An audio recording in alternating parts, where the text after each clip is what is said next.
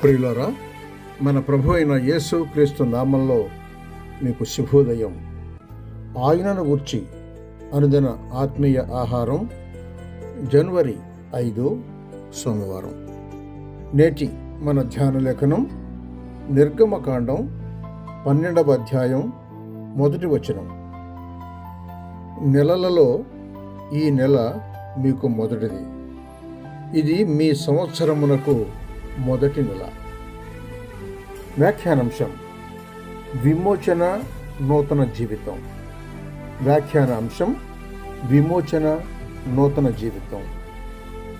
వ్యాఖ్యానం: విమోచనము కాగానే చరిత్ర నూతనంగా మారాలి అని దీని భావం. ఐగుప్తులో దాసులుగా ఉండిన నెలలు, సంవత్సరాలు పోవాలి. విడిపింపబడి పాలు తేనెలు ప్రవహించు కనాను దేశమునకు వెళ్ళవలసిన వారు పాత లెక్కను కొట్టివేసి క్రొత్త తేదీలను నియమించుకోవాలి.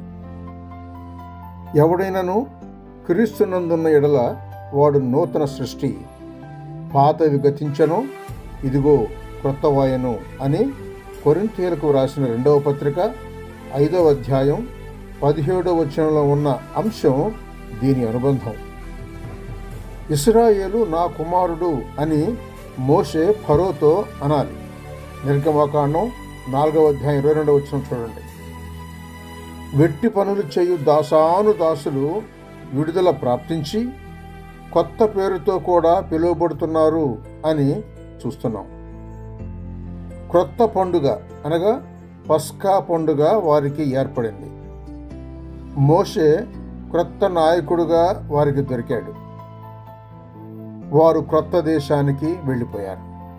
అవును, విమోచనం అగుట తోడనే సమస్తము మారుతోంది. తిండి క్రొత్తదాయను, ఆశ్చర్యకరమైన మేఘం కూడా క్రొత్తగా వారిని నడిపిస్తోంది. నైలు నది నీళ్లు కాక క్రొత్తగా కొట్టబడిన బండలో నది త్రాగిరి. కొరింథీయులకు రాసిన మొదటి పత్రిక 10వ అధ్యాయం 4వ వచనం చూడండి. మరి మీ సంగతి ఎట్లు? ఇక పాతదా లేక మీ అనుభవంలో ఈ క్రొత్త జన్మం లభించనా? మీ జవాబేంటి? ఇశ్రాయేలీయులు ఐగుప్తులో నివసించిన కాలము 430 సంవత్సరాలు. ఆ 430 సంవత్సరములు గడిచిన తరువాత జరిగినదేమనగా, ఆదినమందే యెహోవా సేనలన్నీ ఐగుప్తు దేశంలో నుండి బయలుదేరిపోయాను. నిర్గమకాండం 12వ అధ్యాయం 40-41 వచనాలు చూడండి. సహోదరుడు సైలస్ ఫాక్స్ శుభములతో వందనాలు.